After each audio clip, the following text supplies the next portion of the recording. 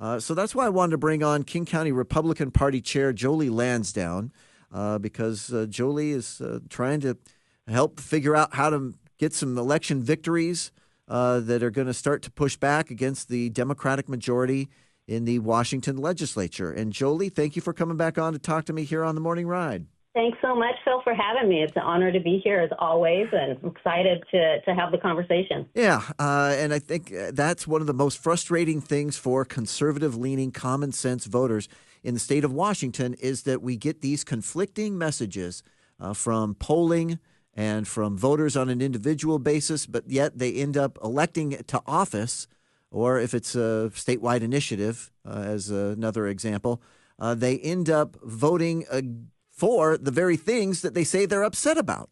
So I want to use this example. I brought this one up yesterday on the show as we were looking at the first round of election results. And this is out of Berrien. In Berrien, they had a levy lid lift to increase property taxes, and the Berrien voters are rejecting that right now. Meanwhile, those same voters ended up voting into the city council 4 different city council candidates that would be the kind of elected official who, if given the chance, would raise taxes because they want to be big tax and spend socialist progressive Democrats in the city of Berrien. So you've got this obvious disconnect where people are saying, no, property taxes, too high already, cost of living, don't raise my mortgage, don't raise my rent. But then they end up voting in elected officials that would push higher taxes. So that seems to be the battle that you as the King County Republican Party chair are constantly coming up against, is trying to make people aware of their choices. Yeah, well said. I think we can grab the positive in that like, yay, we're voting down some taxes. So that's encouraging. But you're absolutely right. There's a disconnect. And as party chair, one of the things that I'm looking at is the bigger question. We've got a lack of understanding. We've got an uneducated electorate in a lot of ways. And so one of the things that we've addressed on this last candidate season is really looking at, what are some of the bigger things that we can solve, and, realizing that we don't get a lot of turnout from Republican voters in a nonpartisan year because they don't know who to vote for. So we put out the voters guide, and that was very successful in helping people understand, we've got a lot of best choices on there, helps people clarify who can they vote for school board or city council or a lot of these races. We've done the research and tried to bring that forward. And even just in the last 2 weeks, it had like 6,000 hits on our website for our voters guide. So we're definitely moving the ball down the field. Is there still a disconnect? There is. And that's the greater work that we're looking to do, provide resources and tools for people to make more consistent choices, that your point is well made.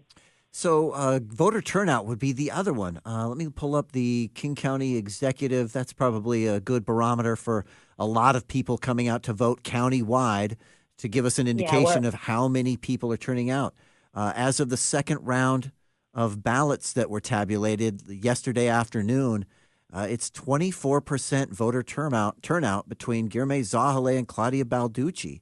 So is there something specific about that race, that they're more or less the same candidate, that it doesn't really matter who I vote for, that maybe that prompted some people to not turn out and vote in the King County executive race? The first time this has been a non-incumbent, and I'm trying to remember, did Dow Constantine even really have candidates running against him? But is this a situation where people aren't turning out because this is essentially the same candidate? Whichever one gets elected is going to do the same thing the other one would.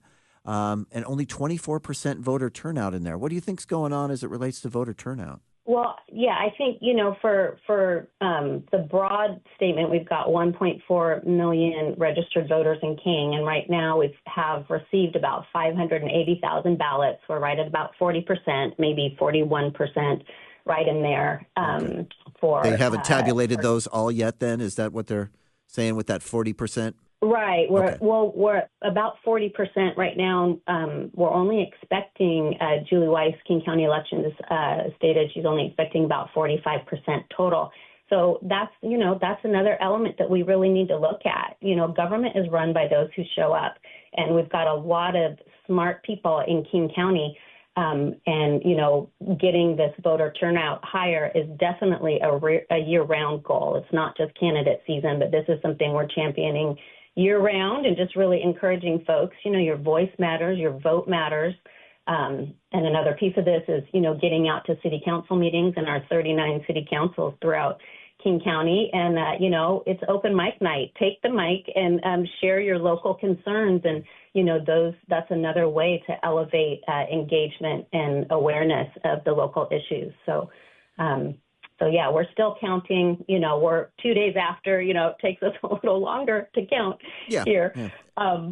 But that's about where we're at right now. In past elections, have you been able to use some of the statistical breakdown to try and figure out where the strengths and weaknesses are for the King County Republican Party candidates related to Republican candidates' issues and things like that? Has that been beneficial in the past, or is that just kind of a toss-up? Well, a little bit, and that helped us really address some of these larger issues in resource development that we are, working on. Like I said, the Voters Guide was a huge impact this year, really reached a lot of people, helped a lot of people out. And about 45% of our best choices, again, 45% of our best choices are leading in their ballot positions right now. So we just had a small handful of endorsed candidates, obviously nonpartisan year. Folks like to take the ambiguity where they can. But we were able to do best choices on, many, many candidates to help folks, figure that out. So, yeah. One of the other questions I wanted to ask was Enumclaw. Enumclaw was part of the 5th legislative state Senate special election between Chad Magendas and Victoria Hunt.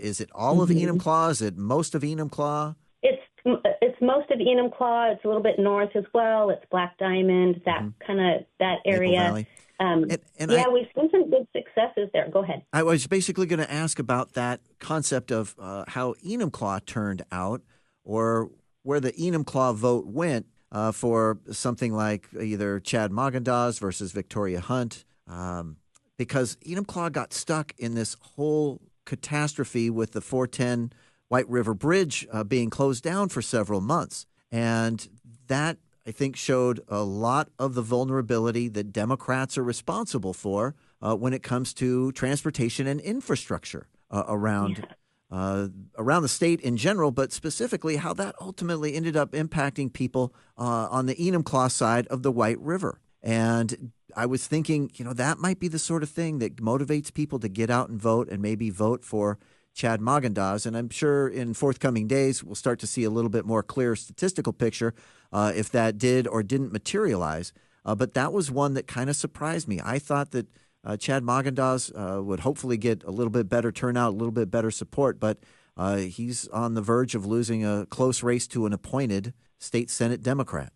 Yeah, and that'll continue to play out. Chad is at 44%. The last time I looked, Victoria 55%, and but only 26% of the votes counted there. I think that might be an older data point as I look at this. But we got over 20,000 ballot mailers out in King County, and a big focus on LD5. Chad had a strong ground game. We definitely deployed a lot of resources in that campaign. And, the good news is the data really shows that the mindset is there. There's a lot of people in agreement, and it's not so much that battle as it is just really getting voter turnout and engagement. And so we'll see as the numbers continue to come in. Yeah. For that part of the 5th State Senate legislative district race that we're talking about between Chad Magendas and the appointed Democratic state senator Victoria Hunt, for you as the King County Republican Party chair, do you kind of end up having to take a look at the electoral map for this part of Issaquah in this district and then just go, hey, we've got to hit a certain number in Issaquah if we know we're going to get reliable amounts of support in the rest of the district that's in Maple Valley and the more rural outlying areas to be able to get a candidate like Chad Magendas over the top? Is that something that you look Yeah. at about how well you have to do in Issaquah to be able to do well overall? Yeah, for sure. And also, I'm just really proud of King County that we really moved together as a county. We worked as a county. We had people from all 17 legislative districts come down and rally and work for Chad's campaign in the 5th. And I could say that for a handful of other candidates, that we really worked together well as a county, supporting other races. So, outside of even their legislative districts, we've got even Rachel Savage right here in the city, running for city council. She took 20% of the vote, which is unheard of in those 6 LDs right in the heart of King County in Seattle. Yeah, specific to Seattle. Yeah, right in Seattle. And that was, the efforts of many people from all of King County came in to support her campaign. So I'm encouraged that we're really working well as a countywide team right now. There's a lot of wins in the numbers that maybe we don't see as seats right now, but a lot of ground was taken in a lot of places. We've got Tara Cochran in the 5th. As you were talking about the 5th, she took out the sitting school board president, so that was a great move. Melissa Hamilton won in Federal Way City Council, so we've got some good movement, and we just need, in looking at more engagement, more education for 2026. So, and then one other question I kind of have is the business atmosphere, business climate is kind of the I think predictor of how well things are working for the state of Washington or the Puget Sound area, but how that's a reflection of what happens politically. Do you end up having business owners that are coming to you as the King County Party Chair or with other people connected to the Republican Party, either at the state level or the King County level? Or do you end up having to go to business owners to check in on them and say, hey, we're just kind of curious, how are things going for you? And would you be willing to come forth and speak out to say, hey, if we change this, if we change that, it would make it more competitive for business. It would bolster businesses, would allow us to hire more people and things like that. What kind of exchange, what kind of interaction is there for you as the King County Republican Party Chair when it comes to business owners that oftentimes are telling us the stories from the front lines about what is and what isn't working? Yeah, that's a great question. And I think the former, to answer your question, it's largely people reaching out to me, different businesses throughout King County. I'm a small business owner. My husband and I own a small construction company, 4 employees. And, so I'm familiar with a lot of what small businesses need, and even, larger businesses throughout King County as well. So talking to many business leaders, and it is encouraging that they're coming forth and actually getting engaged for good reasons and, not great reasons as well. The way it's producing a lot of engagement and a lot of people connecting at the local level with the party and wanting to put more skin in the game. So that part's encouraging. And I know that I kind of bring that up because I think Ronald Reagan, to great effect, made an impact with this in his State of the Union speeches. And rather than just kind of going through the pro forma stuff about the government will do this and our program will do that and we'll support this, we'll support that, kind of using real people's examples.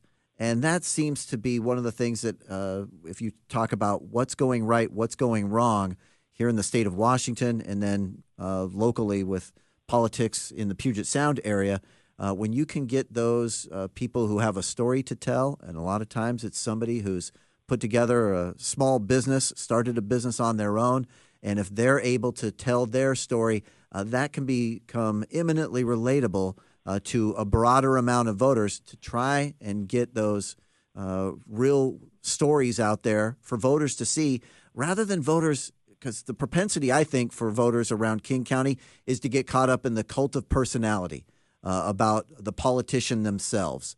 And that comes back to what we began this whole conversation about with trying to get people aware of the elected official they vote for ends up causing the problems that they say they're against. So if you can utilize some of those stories of business owners that are able to say, hey, look, when the state does this, this is what it means for me.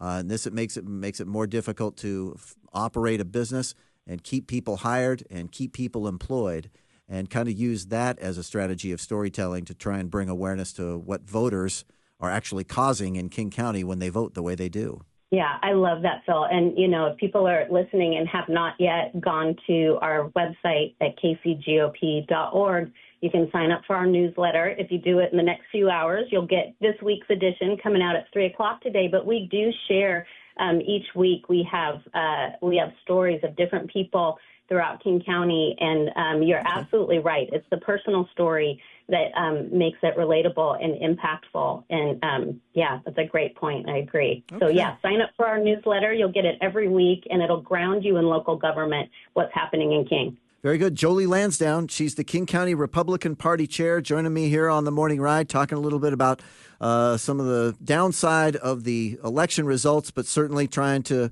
be productive and critical thinking to try and make better results down the line. Jolie, thanks very much for joining me here on the show.